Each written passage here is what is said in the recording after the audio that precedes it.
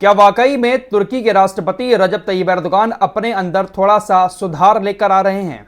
पिछले 10 महीने से जो तमाशा रजब तैयब एर्दोगान देख रहे हैं, क्या अब उस तमाशे को खत्म करने के लिए आगे बढ़ेंगे? कुर्सी तो जाने वाली है कुछ दिनों के बाद। क्या कुर्सी छोड़ते छोड़ते रजब तैयब एर्दोगान कुछ ऐसा करके जाएंगे जिससे वह मुसलमानों की नजर में एक बार फिर से खलीफा बन सके?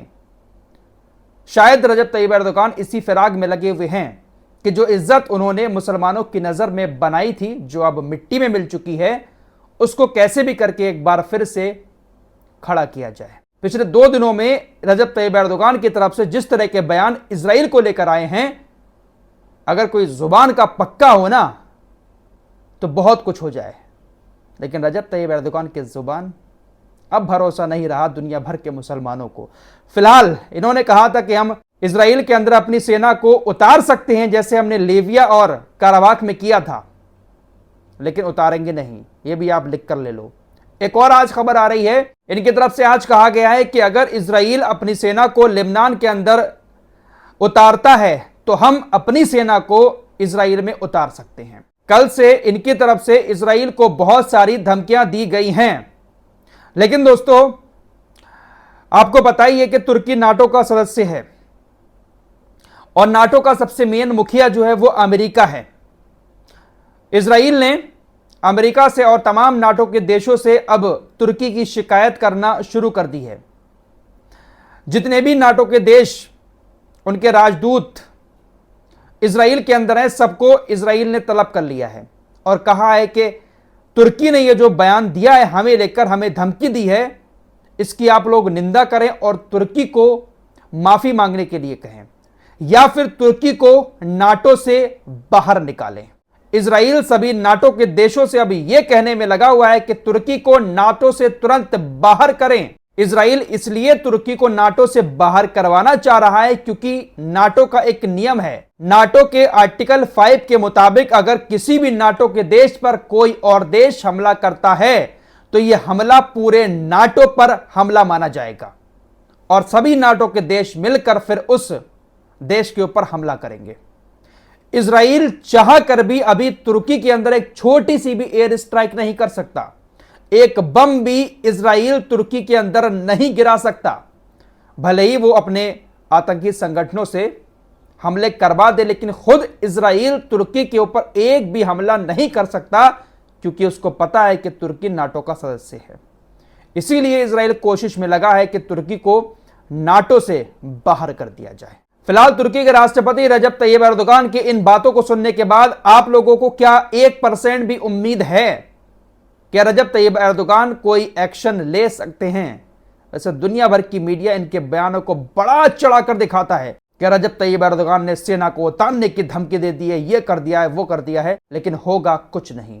देखिए, कुछ लोग कहते हैं कि फराज भाई इनकी बात ना ही किया करो, लेकिन जब खबरें आती हैं तो बताना जरूरी हो जाता है। फिलहाल हिजबुल्लाह ने जंग की तैयारी पूरी कर ली है। खतरनाक सटीक मिसाइलों को युद्ध की स्थिति में ले जाना शुरू कर दिया है। दोस्तों, सीरिया के मस्जिद शम्स में जो हमला हुआ था, उस हमले को लेकर आज भी यूरोपीय मीडिया और हमारा देश का मीडिया भी ऐसा लिख रहा है कि यह हमला हिजबुल्लाह ने किया था और इस हमले के बाद ही बहुत ज्यादा तनाव इजराइल के बीच और हिजबुल्लाह के बीच बढ़ गया है।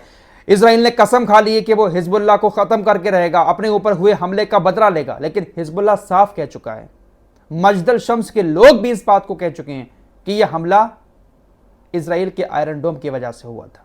लेकिन भाई मीडिया दुनिया भर का, उसको तो यही लिखना है ना कि इजराइल के ऊपर हमला किया गया, जबकि वो इलाका इजराइल का है भी नहीं। योब गैलेंट, इजराइल डिफेंस फोर्सेस का डिफेंस मिनिस्टर, इसको नेतन्याहू बहुत जल्द निकाल सकता है, इसके पद से इसको हटा सकता है। वो क्यों? वो इसलिए क्योंकि मस्जिद शम्स में जो हमला हुआ, उस हमले के फौरन बाद नेतन्याहू से पूछे बिना हिजबुल्लाह पर हमला करने का आदेश योब गैलेंट की तरफ से दे दिया गया। योब गैलेंट ने तुरंत अपनी सेना को आदेश दे दिया कि वो जवाबी हमला करें और यह बात नेतन्याहू से भी नहीं पूछी।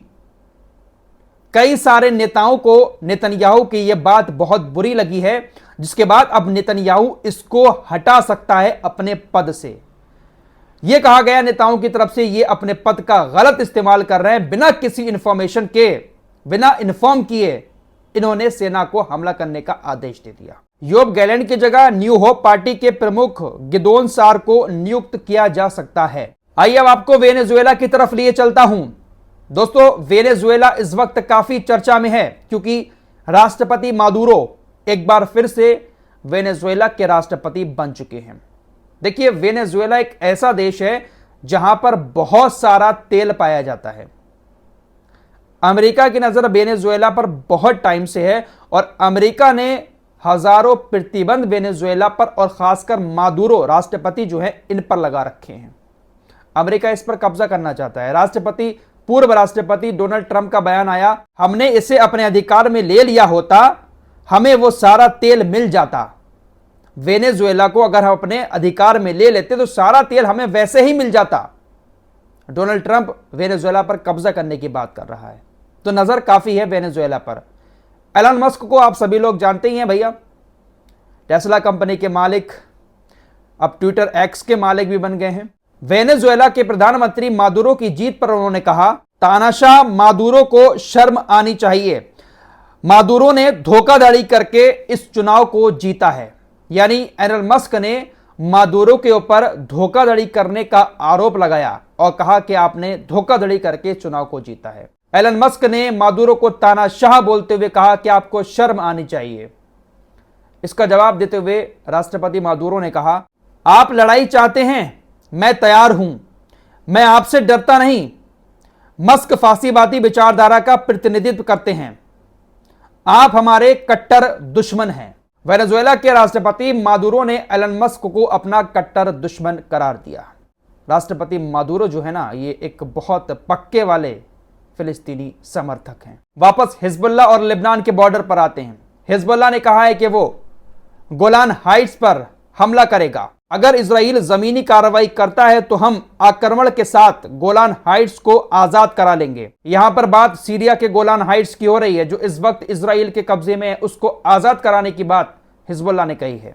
दोस्तों, वाला न्यूज के मुताबिक इजरायली सेना जहां एक तरफ हिजबुल्लाह के ऊपर बड़े से बड़े हमले की तैयारी कर रही है, इसी बीच हिजबुल्लाह के हवाई हमलों से और जमीनी हमलों से अपने आप को बचाने की भी तैयारी में इजरायली सेना लगी हुई है। वाला न्यूज के मुताबिक हिजबुल्लाह रोजाना 4000 रॉकेट और मिसाइलें लॉन्च करने की ताकत रखता है, जो भारी तबाही मचा सकता है। डर सबको है कि हिजबुल्लाह के पास भंडार बहुत ज्यादा है, इसीलिए बहुत दिन से ऐसी खबरें आ रही हैं कि इजराइल पूर्ण वाला युद्ध शुरू करने जा रहा है। लेकिन इजराइल अपने कदम को आगे बढ़ाने से काफी ज्यादा सहमा हुआ है, क्योंकि बहुत सारी धमकियां ईरान, इराक, सीरिया जैसे देशों से भी मिल चुकी हैं। फिलहाल इस बॉर्डर पर मामला काफी ज्यादा बढ़ा हुआ है, तनाव बहुत ज्यादा है। देखते हैं कि आगे क्या रहता है। इस रिपोर्ट में इतना ही। कुछ और लेटेस्ट अपडेट के साथ एक बार फिर आपके सामने हाजिर होऊंगा। तब तक के लिए अपना ख्याल रखिएगा। अल्लाह हाफिज।